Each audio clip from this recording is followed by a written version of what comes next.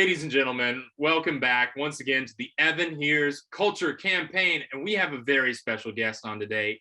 He is a comedian.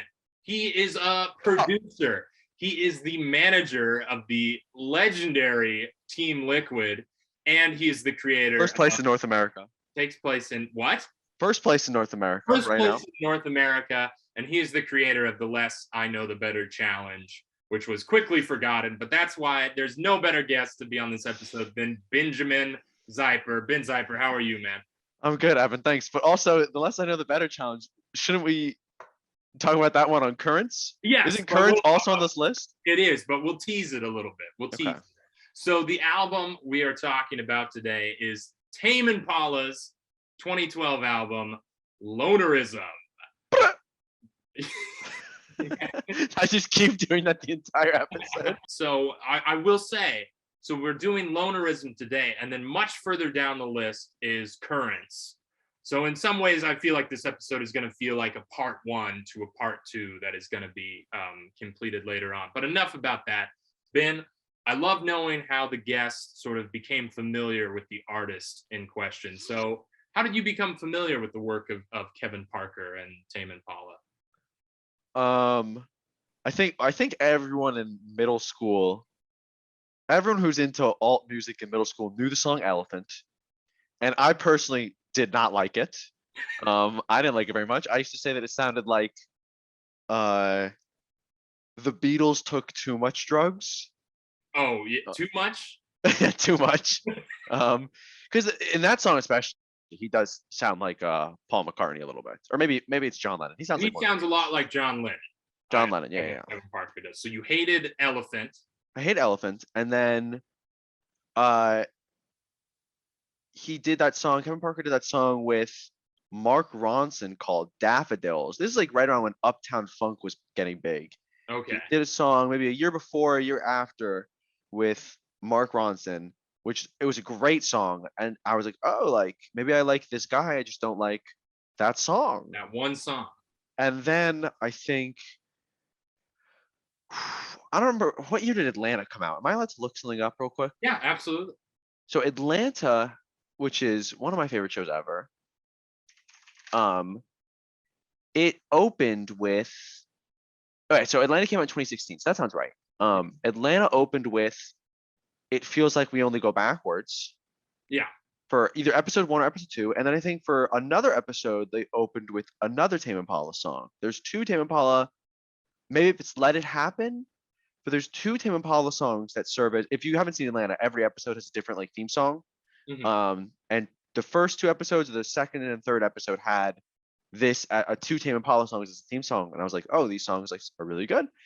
And then I still really didn't like Lonerism that much. I was like very much a new fan who was into Currents. I still think Currents is like far and beyond better, and I think Currents is like one of the best albums of all time, or of recent time that I can like attest to.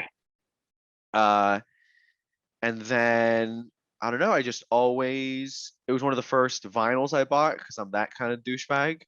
Yeah. And I think you probably remember it was in my dorm. It was on my wall in my dorm. Oh, I remember Cage the Elephant being on the wall, but I don't remember the Tame Impala on there. It's so hard. So you like that elephant when it was the elephant was free.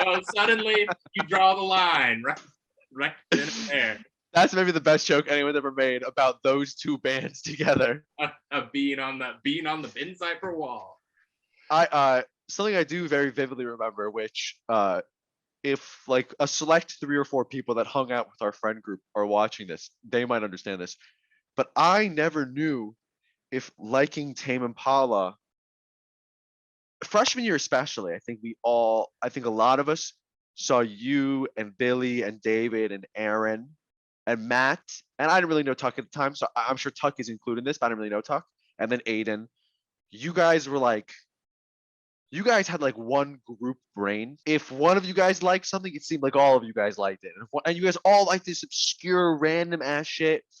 And I was just always worried that me liking Tame Impala, Cage the Elephant, and Childish Gambino somehow made me like a poser in your guys' eyes. Because you guys were listening to music that like didn't even have names. It was like hieroglyphics were the band's names, and the songs were called like Iki Eki. They were called Iki. Yeah, they were called Iki Eki, and I just remember for the longest time pretending that I liked Lonerism better than Currents, because I remember thinking, if I was like, yeah, Currents is like way fucking better, then like someone would be like, oh, you're just one of the new bands. The mainstream of the alternative. Yeah, the mainstream of the alternative. Well, I want to be alternative to the alternative. I will say I wasn't seeking the music that group. I wasn't the one putting the tracks in the playlist. You know, I was very much there, and that was on. So your perception of me as some super alt globalist, super music globalist. Yeah, this music was is not accurate. Is not the case. No, I mean, yeah. Because I didn't even really know who Tame Impala was until I think it was like junior year. I mean, I'd heard the name. It was like junior year of college. And at some point I was like, everybody's talking about this band all the time. I got to listen to one of the songs. So I put on, Less I Know the Better, and was immediately won over of this is incredible. And then that was right about around when the campaign started up. So I was like, I must abstain. I must wait. The campaign?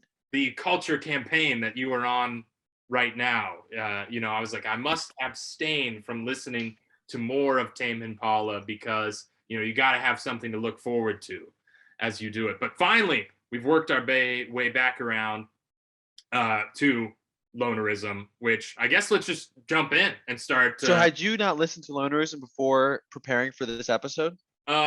I had not listened to it before preparing for this episode. The first time I'd started listening to it because I thought things were going to be moving quicker was back in November. So I've sat with it for quite some time, but yeah, I hadn't heard it. I think I'd heard Feels Like We Only Go Backwards a few times because that, as we'll get into, one of the big tracks off the album that has permeated all layers of society. Yeah. Is it on TikTok yet? Is that song on TikTok yet? Who knows? I don't use TikTok. I just edit videos for other people on TikTok. So I'm in the minority of people who actually make a tiny bit of money off of TikTok, which flex. But yeah, once on this show, Aaron Axelrod said I didn't understand flexing. I just don't think you get like flexing. But here I am on ARC, and I am now flexing. But yeah, Lonerism. So I'll just share my first time listening to it for this.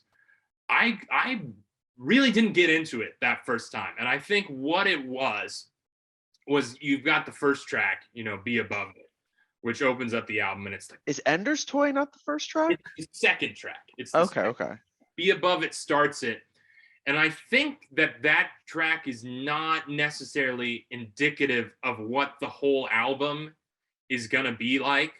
Yeah, I mean, it's a very harsh sound opener, and those kinds of sounds do appear later on the album, but it's such a gets you into it, and it starts out with that gotta be above it, gotta be above it, gotta be, and that creepy sort of chanting. I was like, whoa, what's going on here? And then the actual vocal line kicks in of the, and I knew that I gotta be above it now. And I was like, oh, this is just too much like John Lennon. That sounds, I couldn't not hear that through the whole rest of the way through the album. I mean, there's some tracks that don't quite sound like those John Lennon vocals, but there's a lot. They all, for the most part, do. And it took me out of it like so much that first time through that I was like, oh man, I really wanted to like that album, but that was just too much for me. And then I think right around the same time, Get Back was coming out, so it's like I started actually experiencing the Beatles again and really hearing what John Lennon sounded like, and so that was able to kind of create a bit of space between that and the album, because when I was hearing Lonerism for the first time, it was sounding like what the platonic idea of John Lennon in my brain was. Yeah. But it still does sound like John Lennon. It still sounds a lot like, I mean, and he's not trying to hide that or anything. Yeah. There's a clear like late game Beatles influence to it with the Oh, totally. Never Knows and the Strawberry Fields and all the psychedelic stuff, which is why I wore this flower shirt. I love that flower shirt. It's the closest thing I have to We, something. you know, I was thinking about with that album because I've never talked about the John Lennon-ness of that album with anyone outside of my home friends who like we all kind of listened to it together for the first few times. But if that's like a universally, and I don't go on like the Tame Impala subreddits or like I'm not on Tame Impala Twitter, so I don't know if that is like a universally thought of opinion. But if you had that opinion and I had that opinion, it's safe to assume that others have that Yes, opinion. I did look up to see, like, am I crazy or does it sound like it? And it's one of those things where a lot of people are like, yes, he does sound like John Lennon. And then the really hardcore Tame Impala fans want to separate, him as being special. No, he doesn't. He sounds like Ringo. He doesn't sound anything like John Lennon. But even I wanted to test it out. So, my dad's a huge Beatles fan. And I was saying, like, I gave you the same sort of setup of like, man, I was trying to listen to this album and, there's something about the first track that kind of took me out of it, and I was playing, so I was put it on the speaker, I was like, see if you can identify what it is.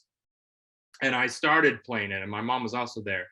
And because of the gotta be above it, gotta be above it, gotta be above it, gotta be above it. And she's like, is it all of it?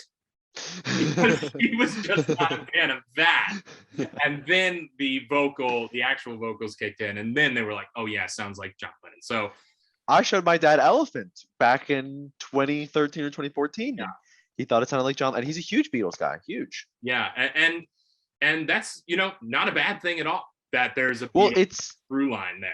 It's very unique because I don't think there's any other artist I've ever heard in my 23 years of life, with the exception of Julian Lennon, who I've ever been like, this person sounds like John Lennon. Like, I don't think there are many artists that sound like George or Ringo or Paul. I think of the only one I can think of is they sing the song Lost in the Game. Who is that? Do you know that song? No clue. No. If it's not called Iki Iki I haven't heard of it. But yeah, it does suck a little bit that it sounds like John Lennon so much because it's hard to separate it. But at the same time, there's no one else I've ever compared to John Lennon, and that's maybe there's only two guys that sound like John Lennon in the whole wide world. I think that's what really speaks to the quality of the music, because you get all those bands all the time who are like trying directly to emulate an older band. Like you have Greta Van Fleet, who's like, Led Zeppelin's not making albums anymore. Let's do that. And it's like they're directly trying to do that. Where I feel is like Kevin Parker, this is the only kind of music he knows how to make, right? It's not like he's trying. And none of the rest of it sounds like this. Yeah. The first album doesn't sound like this, and the next two don't sound like this. Really? Currents doesn't? I mean, I guess Less Than I Know the Better didn't sound. I really don't think Currents sounds like anything anyone's done. Anything anyone's ever done, ever. But yeah. So that first time I was a little taken aback, and then the second time, once I'd gotten over that, I was like, oh, this is pretty good. And then the third time I was like, this is awesome. So you think it's awesome? I think it's awesome. I mean, I think it seems as though you seem to believe that it's sub-tier of the Tame. I do. So I re-listened to Lonerism for the first time, like fully through in a long time this past weekend when we were going to originally record. And then the past 2 days, I've probably listened to it twice. And my big issue with it is it's very hard to tell a lot of the songs apart. They are all very loud and they're all very similar.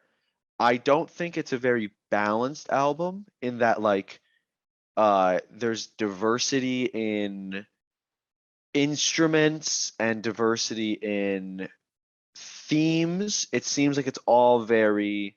Oh, you have a counter. Please go. No. I was going to agree with you about the diversity of themes specifically, but I do want to, and the diversity of instruments. Like if you listen to Currents, or is the most recent album was called One More Hour? Is that the name of it? Slow Rush. I mean, they all have like a similar energy, but you can tell one song from another. Okay. Whereas this one, it just feels like I feel like this album you could play all the way through and not really know when one song ends and another one begins. It's interesting. I don't feel that way. I don't Tell feel, me. I agree with you about the instruments and about the themes, because I mean, this album is not trying to hide what it's about at all. Yeah. The title is the theme. Yeah. You know, and the photo of the album is the theme. Like, oh, Yeah. it's about being an outsider. It's about being the loner. What is it to be a loner? Which I didn't know where that photo was from, but I looked it up when I was re-listening to the album. Do you know where it's from? It's from a garden in Paris, right? Yeah, yeah. And because it's got the gate that is separating Kevin Parker from the people. But I think he just took the photo. I think it's just a photo Yeah, he he took. took the photo and then he had somebody go in and kind of mess with the Make color. it cool. Yeah, yeah. Make it cool. But yeah, I disagree about your thing about the track to track, and I think why that is, at least, is that I think one thing that helps tracks stand out for me is like if there's a diversity in tempo. If we've got some songs that are these big rushing, something like an elephant that is in your face, contrasted with something that's a little bit more slower, like a Mind Mischief or something like that takes its time to get there, then that helps the track stand out for me. And also some tracks are very structured in terms of a verse, chorus, and then some are a little bit more looser and experimental in how he goes about structuring the song. So I think that sort of differentiates the tracks, but you feel that it's The whole album feels very experimental to me. Like it almost the first album is definitely way more similar to Lonerism. What's the first album called? Inner Speaker. Inner Speaker, yeah. Yeah, I went back and listened to it to kind of prep for that album rocks. What was that first thing? Really? I didn't. Maybe I need to listen to it more, but it didn't. I couldn't get the same feelings that I get. That album to like all right, their first two albums, Lonerism and Inner Speak, are both very guitar heavy, and not that the later two aren't guitar heavy, but I would say the later two become more alternative indie, and they become more like beat fetishized kind of. No, but you know what it is like. Never heard that term, beat fetishism. I like. I don't think I came up with that. I think I've heard that before. Like I've definitely heard that before. But Inner Speak has some sick guitar in it, and I think this Lonerism's guitar just really turns me off, and that's kind of the issue. Is like so much of it is so guitar heavy, but the guitar all sounds so washed out and just so not in focus. Like it's just very hard for me to focus. You don't like the fuzz of it. I don't like the fuzz. Like I love the crispness of the first album and the later two, whereas this one just feels very like almost feels like a dream. Too hazy. Yeah. You don't like the dream, I guess. So you view it as being like a vibe out. That's all about a sustained vibe, but yet you don't like that sustained. I think, and tell me what you think of this. I think if you were to show the rest of their discography or his discography to someone, and then show that album, they would think it was two different bands. Interesting. I'm excited for when we get into our part two to like really evaluate that. I mean, yeah, you don't love the guitar on this one. How do you feel about the drums? Because I feel like Tame Impala, like drumming is almost a meme unto itself now. Is it a meme? That lo-fi sort of washed out. Everybody who's inspired by it is like, we got the Tame Impala drumming going on. I've never heard that before. I don't really have any thoughts on the drums. I would need to like go back and think about it, but I don't know. The entire album is just very loud and noisy to me, which like if that's what you're going for, like I'm sure you love it. I just don't love loud and noisy. Would you say though that it's, even though is it your least favorite? Oh, 100% my least favorite Tame Impala album. Is it still though in your mind better than a lot of music? Or yeah, and it's still, even though it's my least favorite, I still think it's like a really good album. Yeah. I mean, the music and what he's doing is like freaking awesome. Like when I say I've never heard an album like this, like it's not for me necessarily, but that's awesome that he made an album that I've never heard anything like this before. And I think Lonerism is probably one of the most inspirational albums to like the psychedelic indie alt rock genre, because like Tame Impala is just one of the biggest names, and I think way more than Interspeak, this album put them on the map. And yeah, Currents really put them on the map, but I don't think there is a Currents without this On album his first. stepping stone. Yeah, this was definitely the stepping stone. So I think I want to. I guess I don't know if you have some favorite tracks based on. Oh, I do. I still think there are really good songs on the album. So I want to highlight, I guess, a few of my favorites, and then I Sure. want to get your opinion on how you feel about these. So we start out. I'm trying to pull up the list. So we start out with "Be Above It," which, harsh intro in, as I said, not necessarily indicative. I mean, I like it. I like everything on this album. There's I don't love it. And then "Indoor Toi." I love it. You love it. It's called Ender Toi. I've been calling it Ender's Toy since I was like. I have no idea how it's actually. No, you're probably right, Evan. No clue. I mean, I don't even know what it means. I could look it up. Oddly, I looked up all sorts of things except for that. But really, you love it, because that one kind of that one's a bit of a blur for me. Like, I can't call it to mind. That's funny. I do think that about most of the songs on the album. Ender's Toi, I did not really like until maybe 2016 or 2017, when it just showed up my Discover Weekly one week, which I guess is like how I became into a lot of songs in this album, because for the longest time it was like I only liked Mind Mischief, Feels Like We Only Go Backwards, and Elephant on this album. Mhm. And then through the years, Discover Weekly just drops. I think so. It dropped Music to Walk Home By on me. It dropped Ender's Toi to me, and it dropped some songs on not Lonerism, Interspeak, and that's how I got into them. I guess like listening to them alone for me is a better way to get into them than listening to the album all To at the once. album as a whole. Yeah. Yeah. So then we got Apocalypse Dreams is the third. That's all right.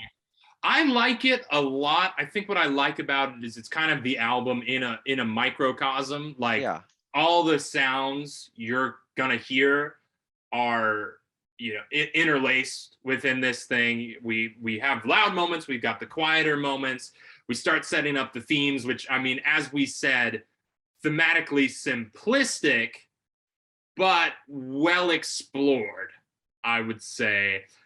And what adds the little nuance, I think, in there is that the album is both about being a loner and wanting to connect with people, but also kind of wearing your being a loner as a bit of a badge of pride of like, isn't it cool to be a loner? Yeah. And that dichotomy there of both wanting to connect, but also like, nah, maybe I shouldn't connect with anybody. I'm cooler this way. But I also think that's like that was, and maybe it still is now, and I just don't see it as much, but I feel like that was one of the big themes in like so much media when around this time, like 2012 and like the early 2010s and the early 2000s, or the late Mhm. 2000s, was like this self-inflicted harm. Like I think I think a lot about like what all these like major sitcoms have in common.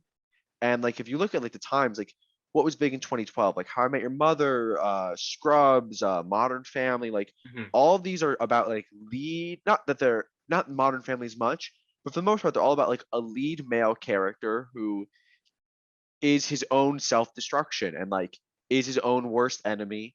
And at the same time, like they're self-acknowledging, but they keep doing it, you know?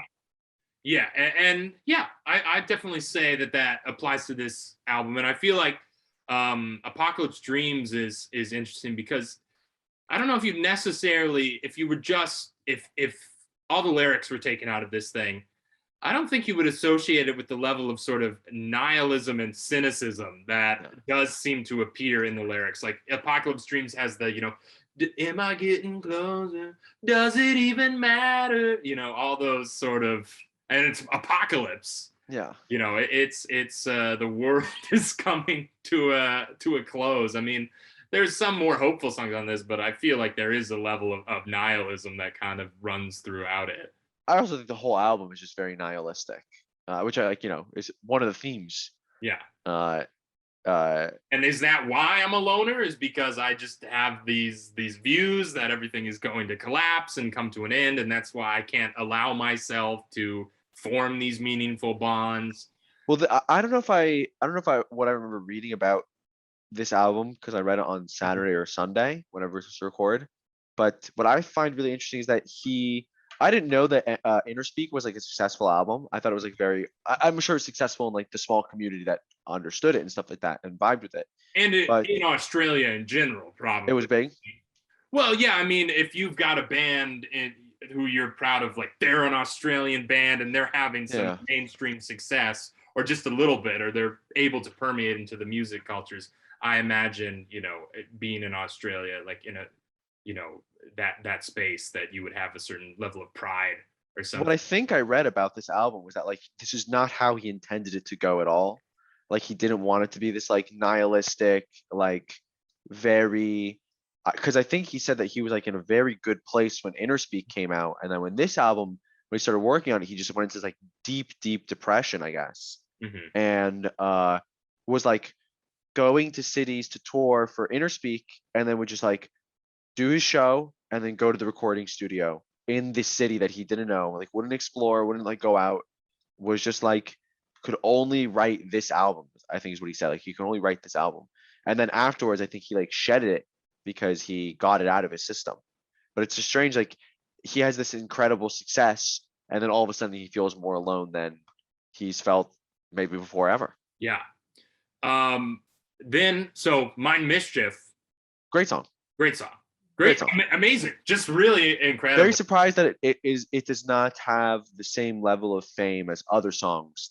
Yeah, the same impact. I mean, and it just has that, and it's the same thing of that we're talking about with this sort of cynicism or this worldview, is that song comes in and it has the bit, she remembers my name, which feels, I do a terrible impression, but which feels very wholesome and very like, oh, she remembers the name, like we're forming this bond.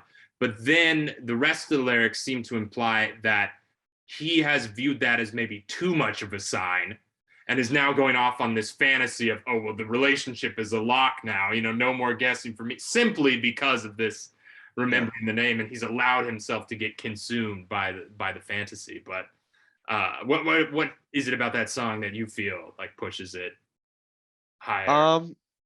I just think it's like musically one of the best songs on the album. Like I think it stands out a lot more than, I think the songs that stand out the most on this album are probably Feels Like We Only Go Backwards and Mind Mischief. And maybe Enders a little bit, because that one, like there's the strong guitar intro, it's just like it's still psychedelic, but it's nowhere near as washed as anything else on the album. I don't know, a lot of these songs I can't like understand lyrically too. Like even after years and years, I still don't really Too low in the mix for you.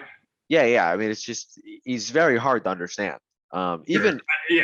Even on his recent albums, he can be very hard to understand. But Mind Mischief is just, I think I found that song in like 2018.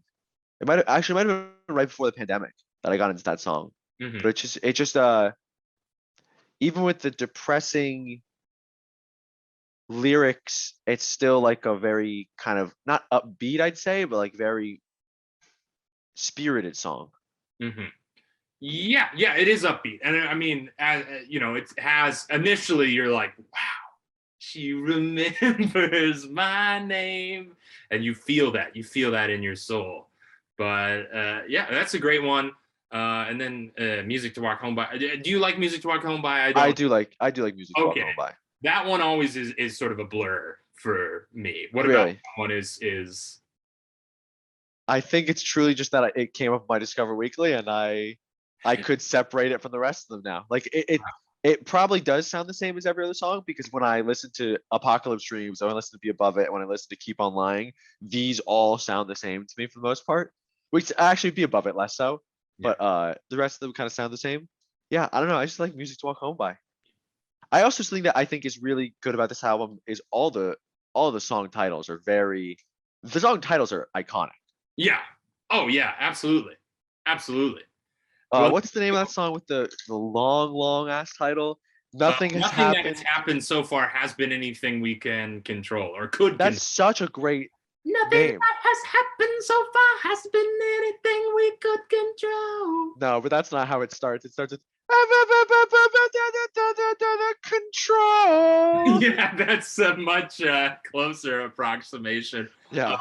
of the vocal. Dude, I've tried to catch him saying the lyrics to that song so much because of I'm like, all right, the first lyrics are just the name of the song, and Yeah. to this day I cannot make out anything except for nothing happened and control.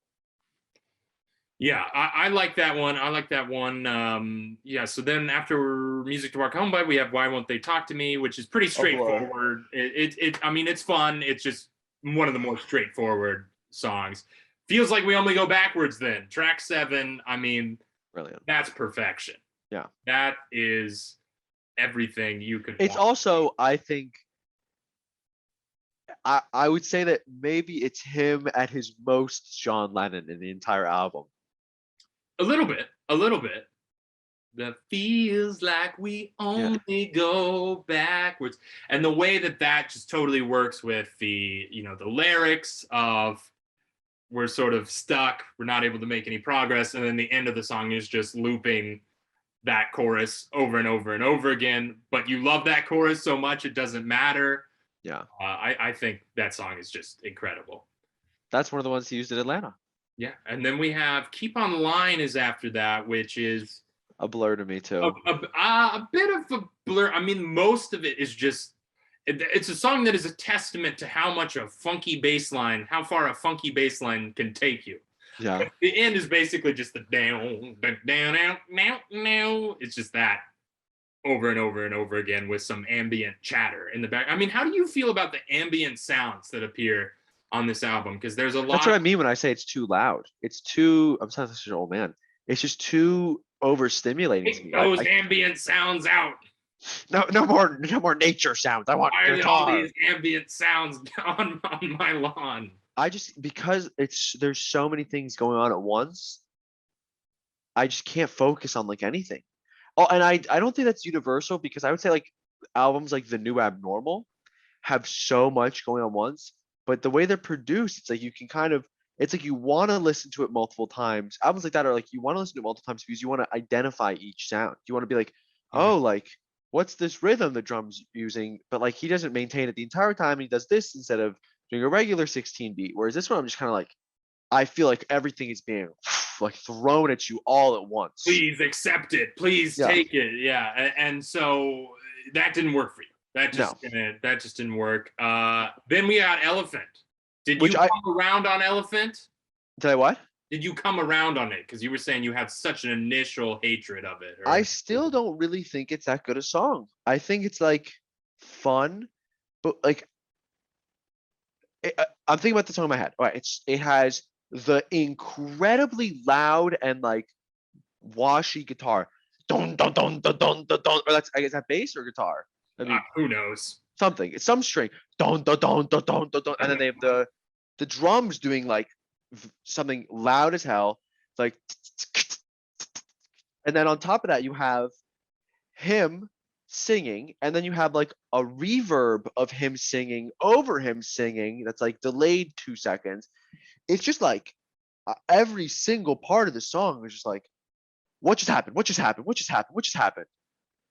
It's so all over the place. Do you like the bridge though? I mean, because you get some nice guitar playing on the that bridge. Yeah, just you connect when you instrumental. Yeah, I like that part. And I don't know if I told you this or if you knew this. Yeah. But I saw Tame Impala live a few months ago. Well, I was going to ask you about that after we kind of got. I'll save it. Yeah. Then okay, so you just won't believe me. That's kind of all right. Just a little segue. Nothing that has happened so far has great song. Great song. Yeah, I love it because it's track 11, so it's kind of just like the final jam. Yeah. We're just having fun. It is fun. Mostly instrumental.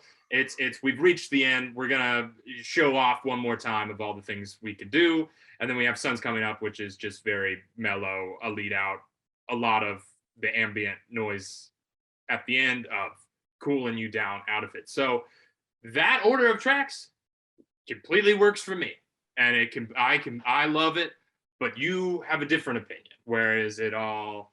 Which maybe makes me like not a Tame Impala fan. No, absolutely not. I think okay. I mean, if you like 3 out of 4 of their albums, then you're a fan. That's true. But I feel like this is the one that like the real fans are like, this is the one that fucking matters. No, I mean, well, even this list of, the pitchfork people who are pretentious, music assholes still ranked Currents, significantly higher.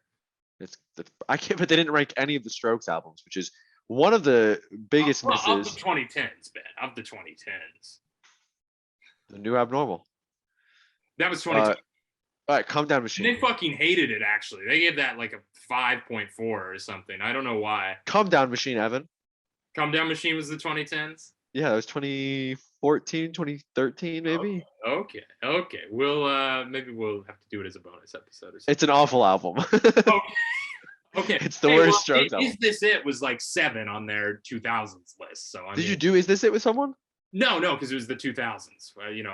That show is yet to exist. Will it? Who knows? We'll see. I'm 2 years into this. At this point, and we're not even 100 deep. So is Room on Fire on that album too? No, it is not. They actually re-ranked Room on Fire in there. They recently did put out a stupid article about re-ranking their old reviews, and I think they upped it. They bumped it up because they.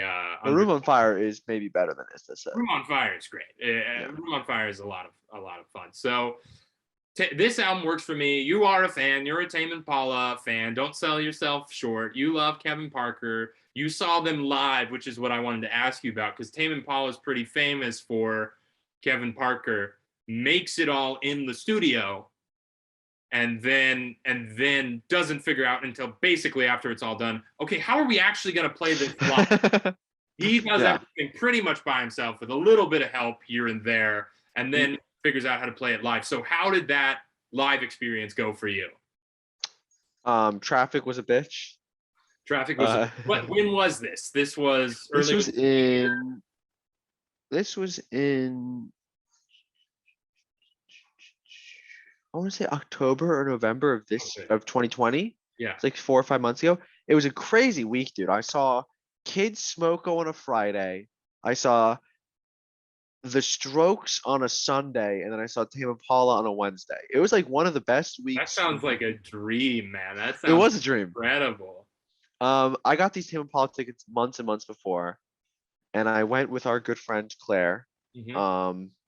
Been a guest on this show? She has been a guest on the show, and it was a really cool experience. I'll tell you, he's not as good live as in the studio.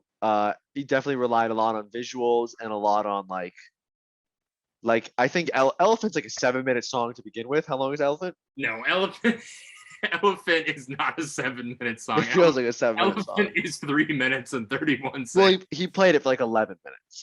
Okay, he played some extended version. So much of the bridge, so much just like solo goofing around. Mind Mischief he played, that was really good. So I imagine it was more of a slow rush based set list, or was I could probably tell you what the set list was. It was The Less I Know the Better. It was let me tell you what it was, because I remember. I can look at a list of songs. Okay, they played Borderline, The Less I Know the Better, Let It Happen, The Moment. They played Eventually. They played New Person, Same Old Mistakes. They played Solitude is a Bliss. They played Feels Like We Only Go Backwards, Elephant, Mind Mischief. They played Lost in Yesterday. They played Patience. They played Posthumous Forgiveness. They played One More Hour. They played Breathe Deeper. They played Is It True? And they played Glimmer, I think.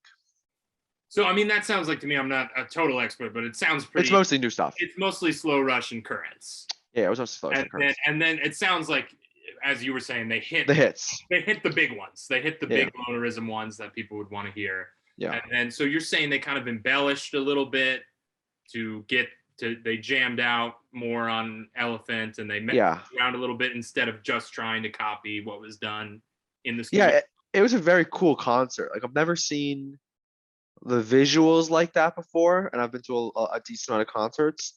And he seemed like a very sweet guy. He's like, oh, thank you so much. I love you. Like, you're so amazing.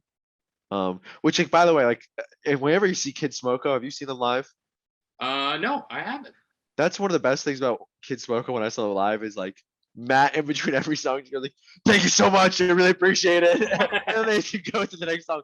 You didn't say like, this is a song we wrote when we were going through a tough time, or this is a song about this. It was just thank you so much. We really appreciate it. Let's go. So overall, great live experience. You enjoyed Great the live concert? experience. I would see him again. Yeah. I definitely would love to see him at some point. I saw them at the Hollywood Bowl too, so that was like a very cool place to go. Yeah, big, Yeah. big Big venue. big show, big audience. Huge. Sold out, you think? Huge. Or- Seas of people. Probably one of the I don't know how many people the Hollywood Bowl sits, but it looked like one of the biggest shows I've ever been to. Mhm.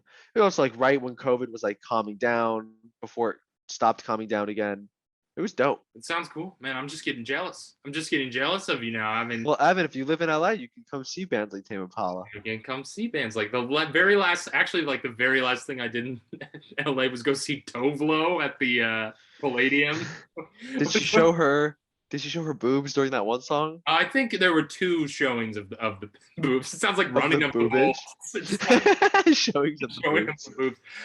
Yeah, a couple times. That was a very fun show. I think it was the last show she did actually before the pandemic. I just went by myself, like a very lonely man. I did that with the Strokes. Don't worry. I Very went by lonely myself. man there to hear some Euro pop. You know how it is.